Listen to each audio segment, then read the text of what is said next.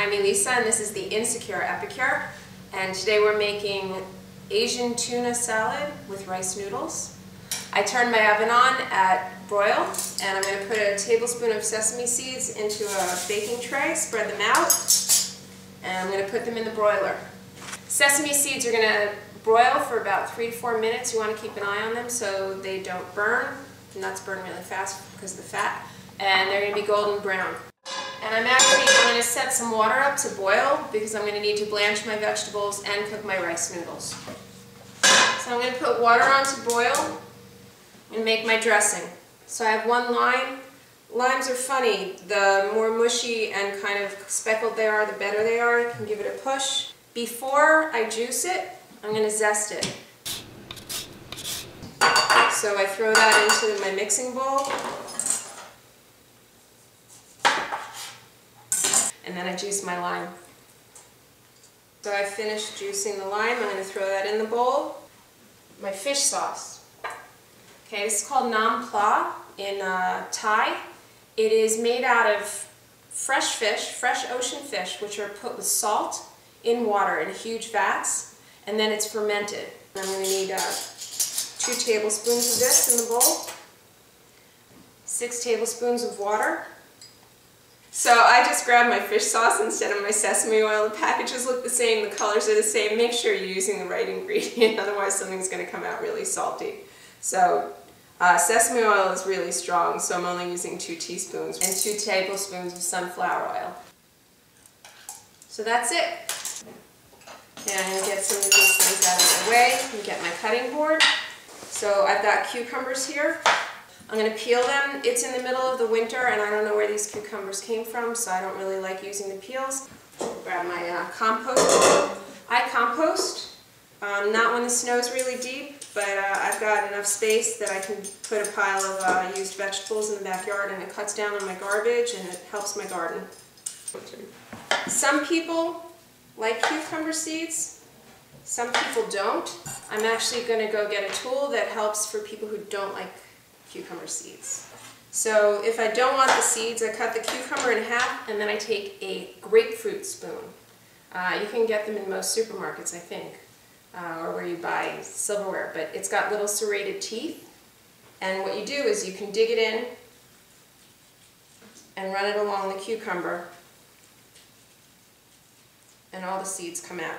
So I'm going to make these bite-sized. Notice how my fingers are turned under. My point of the knife stays on the board so I can cut evenly.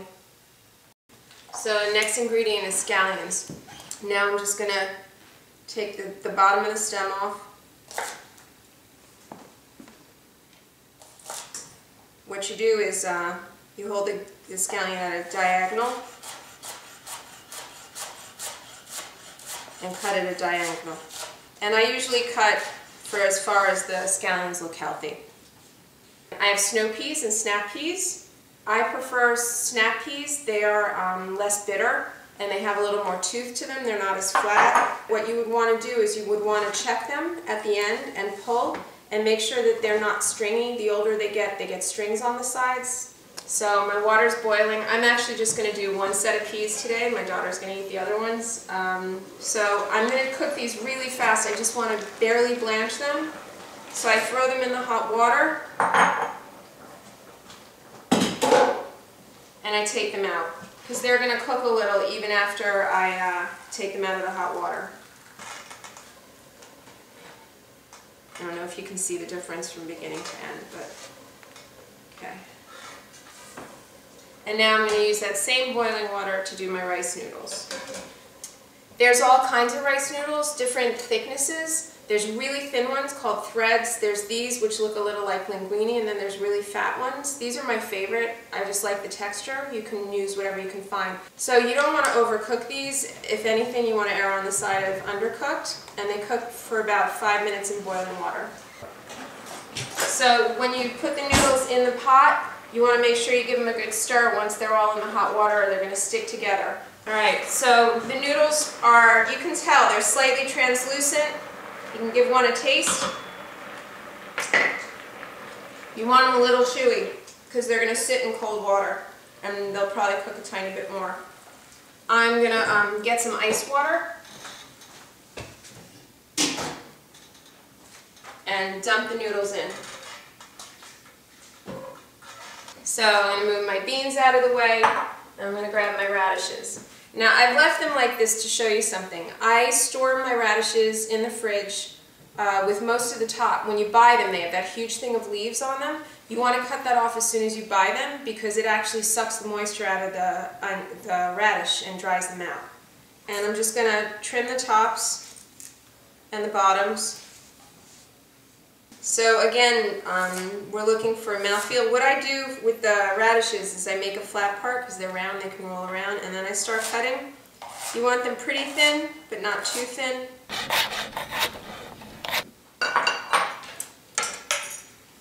See, so there are all these pretty colors, red and white, green, different greens.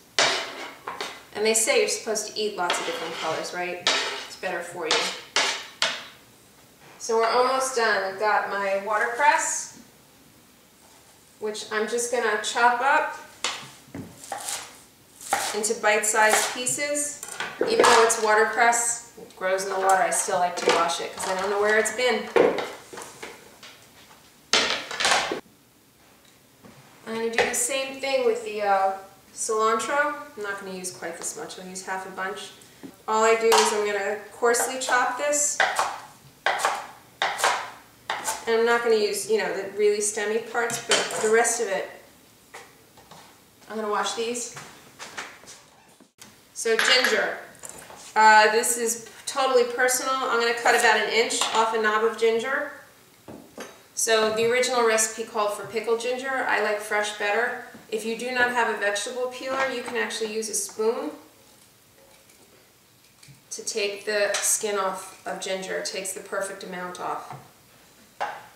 So the ginger I cut really thin, and then I cut really slim slivers. Okay, so I chopped these up really small. Last ingredient is optional. I have a jalapeno, but if you can find Thai or Asian chilies, which are a lot skinnier.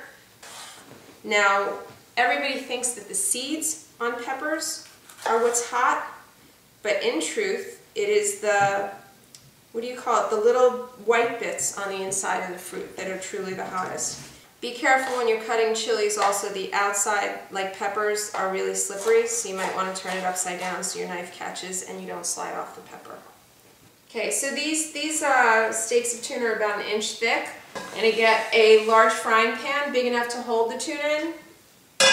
And get a little vegetable oil.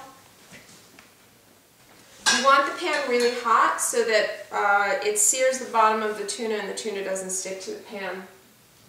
So put it in the pan. I'm not running my vent, but you want to run your vent. You can cook your tuna 2 minutes on each side. What that's going to do is it's going to sear the outside and leave the inside pretty raw. What I tend to do is I'll cook it for the 2 minutes on either side, and then I'm going to add my glaze, which is balsamic and soy sauce. So what I like to do is, I don't like this dark part, so I'll cut it out. And I'm going to get my knife and I'm going to cut 1 inch squares, 6 tablespoons of soy, and then 4 tablespoons of balsamic vinegar. And what you're going to want to do is stir the tuna in this. I'm going to get ready for service. I'm going to move my stuff out of the way. So I set up a production line. Little rice noodle. It got blank for a second. Again, you can use hygienic serving utensils. You don't have to use your hands. You want to get a fork and give the dressing a really good stir so everything gets combined. You want to drizzle it on the salad. And there you go. Asian tuna and rice noodle salad with the works. I'm Elisa, the InsecureEpicure. See you soon.